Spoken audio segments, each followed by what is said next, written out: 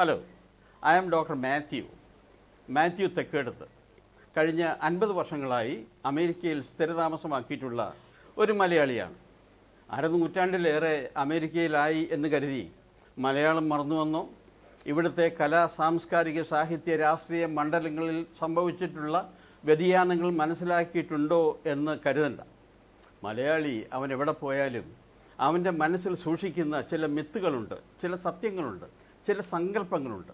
മനോഹരങ്ങളായ നമ്മുടെ അമ്പലങ്ങളും അമ്പലക്കുളങ്ങളും ആമ്പൽപ്പൂക്കളും ഉത്സവങ്ങളും തൃശ്ശൂർ പൂരവും നാദസ്വര കച്ചേരികളും വള്ളംകളിയും വള്ളപ്പാട്ടുകളും ഓണവും ഓണക്കളിയും ഓണപ്പാട്ടും ഓണക്കറികളും സർവോപരി നമ്മുടെ തായമ്പക, കേരളത്തിൻ്റേത് മാത്രമായ സംഗീതോപകരണം.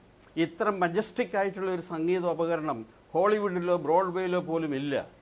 ഭീമൻ ദുശാസനൻ്റെ നെഞ്ചു പിളരുമ്പോൾ പിന്നിൽ ഉയരുന്ന തായമ്പകയുടെ ആ മുഴക്കത്തിൽ 1 അല്ല 9 നെഞ്ചുകൾ പിളരുന്നതായി തോന്നും. എന്നാൽ ഞങ്ങളുടെ മനസ്സിൽ ഏറ്റവും ആഴ്ന്നിറങ്ങിയിട്ടുള്ളത് മലയാള നാടകഗാനങ്ങളാണ്. ഞങ്ങൾ മനസ്സിൽ സൂക്ഷിക്കുന്ന ഒട്ടേറെ ബിംബങ്ങളുണ്ട്. അതായത് കുമാരനാശാനും ചങ്ങമ്പുഴയും വയലാറും ദേവരാജനും തകഴിയും ബഷീറും MDയും ONVയും തോബിൽ ഭാസയും പൊൻകുന്നമർക്കിയും KPSCയും കാളിദാസ കലാകേന്ദ്രവും യേശുദാസനും കോഴിക്കോട് അബ്ദുൽ ഖാദറും സത്യനുമൊക്കെ. ഞാൻ മുമ്പ് പറഞ്ഞതുപോലെ ഇതൊക്കെ ഉണ്ടെങ്കിലും ഞങ്ങളുടെ ഉള്ളിൽ ഏറ്റവും തറച്ചിട്ടുള്ളത് നാടകഗാനങ്ങളാണ്. നാടകഗാനങ്ങൾക്ക് മുള്ളും മുനയും മൂർച്ചയും ഒക്കെ കൂടും. കാരണം ഒരു പ്രത്യേക സന്ദേശം ആളുകളിലേക്ക് വഹിക്കുന്നതിന് വേണ്ടിയിട്ടാണ് നാടകഗാനങ്ങൾ ഉണ്ടാക്കിയിട്ടുള്ളത്.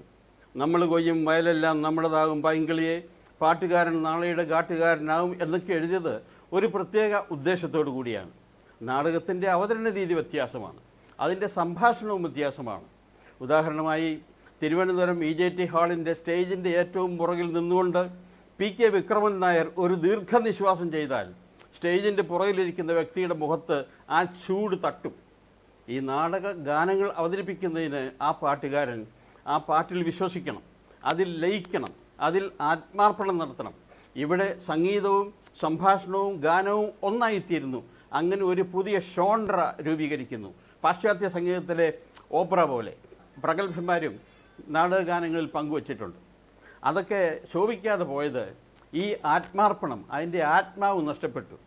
വേറെ പല കമ്പനിക്കാരും അത്യാധുനിക സംഗീതോപകരണങ്ങൾ ഉപയോഗിച്ച് ഇത് ചെയ്തിട്ടുണ്ട്, അതിനും ആത്മാവ് നഷ്ടപ്പെട്ടു. ഞങ്ങളിവിടെ അവതരിപ്പിക്കുന്നത് പണ്ട് KS ജോർജ് പാടിയതുപോലെയും സുലോചന പാടിയതും പോലെ തന്നെയാണ്. ഒറ്റ വ്യത്യാസം, ഒരു പാട്ടിൻ്റെ ജന്മത്തിൽ അതിനുണ്ടാകുന്ന വേദനകൾ, അതിൻ്റെ പിന്നിലെ പ്രതിഭകൾ, അവരുടെ വികാര ചലനങ്ങൾ, അവരുടെ ഉദ്ദേശങ്ങൾ, നമുക്കറിയാത്ത പല കാര്യങ്ങളും അതിൻ്റെ അകത്തുണ്ടാവാം. അതൊക്കെ ഒന്ന് പറഞ്ഞ് നിങ്ങളെ ഈ പാട്ട് കേൾക്കുന്നതിന് വേണ്ടി ഒന്ന് ക്രമപ്പെടുത്തുകയാണ് എൻ്റെ ഉദ്ദേശം. സദയം സ്വീകരിക്കുക. Thank you.